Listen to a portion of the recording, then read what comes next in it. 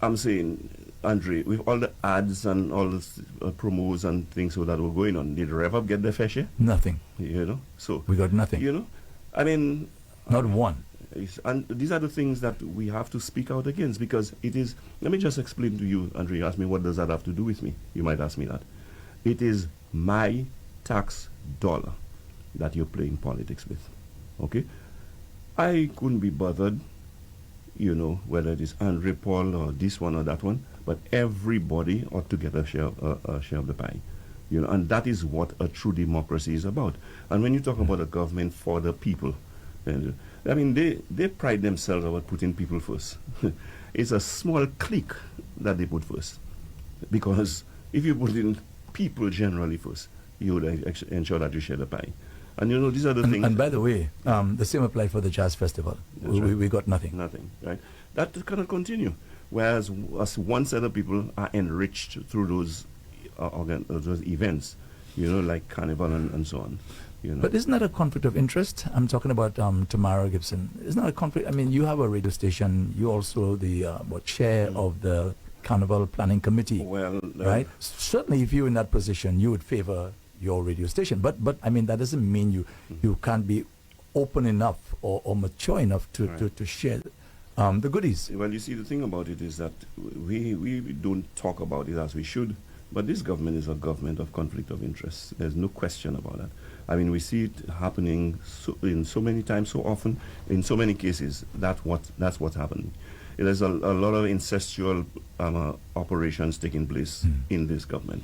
And, you know, that is the problem that, you know, a lot of St. Lucians don't speak out against because you're afraid that they will marginalize you, they will target you, they will victimize you, and so on. But don't you think that in this case of Stanley, what Stanley's saying, and if you feel that Stanley probably favors the incumbent, isn't it strange that if he favors the incumbent, why wouldn't Radio 100 get the lion's share? But you see, Andre, I mean, you may favor my party, but I am a more influential person than you are in the party.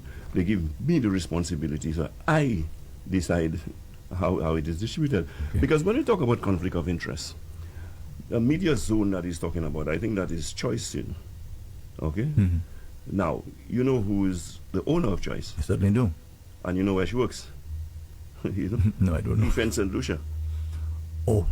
Now, I mean, I don't talk about it, so maybe Stanley might consider me to be among the cowards as well. But these are the things that we have to highlight in this country, you know. We have to highlight it. And I'm hoping that it's not only when Stanley is affected directly, that he highlights it as well. Mm-hmm. You understand? There are other cases that he has to bring to the fore because he has a medium where he can do that, you know. And I was happy when I heard him bring it out, not just because it is against the government, but because it is not right. I think I heard those same statements on another station as well. Yeah. Yeah. I mean, you know, the government decides who gets ads, who doesn't, and so on. So now, the government makes those decisions?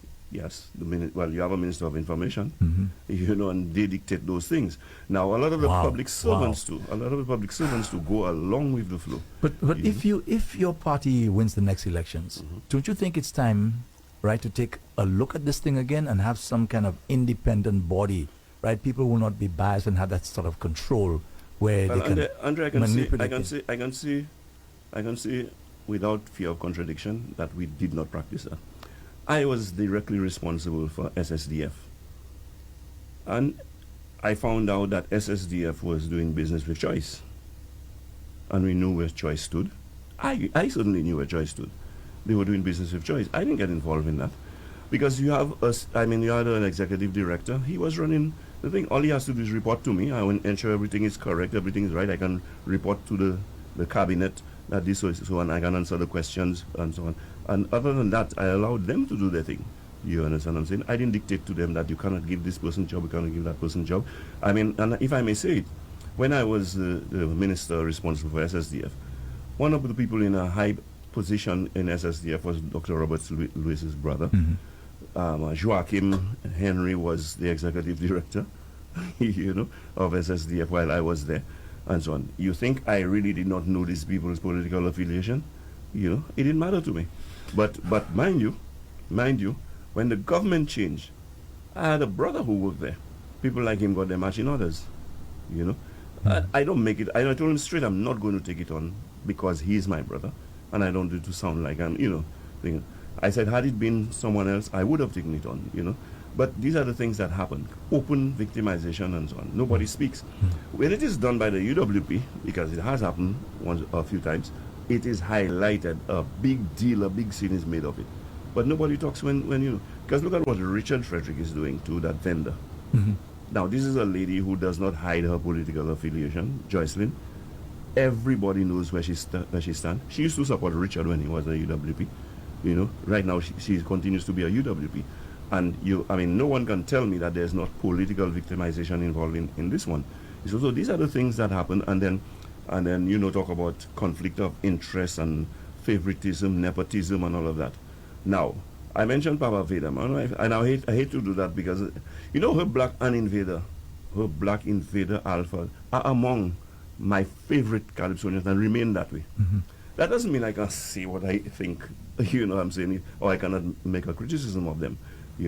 But I see Invader has a booth in that very same area. Invader has a booth there, and I'm asking myself, is that payback? You know what I'm saying? Is that payback for singing the right tune?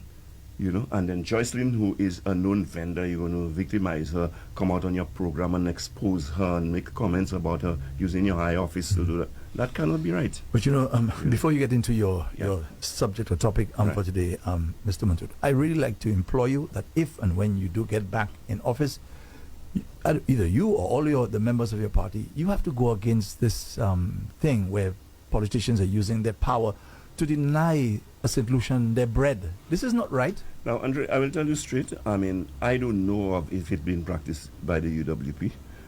I personally did not practice it. And I will tell you something, Andre. I can give you many cases, but that's not my style. If this morning I brought that glass of water for Andre, I don't think it's proper for me to make the world know that. You understand what I'm saying? And that is why when for example, I did feeding programs and so on, nobody knew. I will not, now I believe in my PR, so I will put generally on Wednesdays we have a Feed the Poor program and so on. But I will not take a picture with me handing a plate to you. I will not do it. Now, I'm not saying, you may say there's nothing wrong with that, Andre, that's just my personal principle. I do not think if a person is down and out that you should in any way make their plight even worse by making them feel some embarrassment, making them feel any humiliation or anything like that. I just feel, look, if you do it out of the goodness of your heart, there are certain things that I consider to be charity. You should not be looking for reward for that. And that's just how I look at it.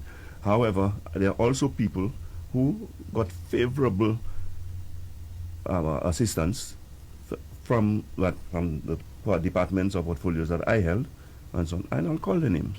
Now, I mentioned Robert Lewis's brother because he's a politician, so I can say that. Joachim Henry is a politician, so I mentioned him. But there are many, many others. You understand? So you said that under your administration, at least you tried your best, or the administration tried their best not to victimize the people and so on. Well, we'll allow the public to be the judge of that. The judge of that, yes. Okay. And we have to call it out when it happens. You know?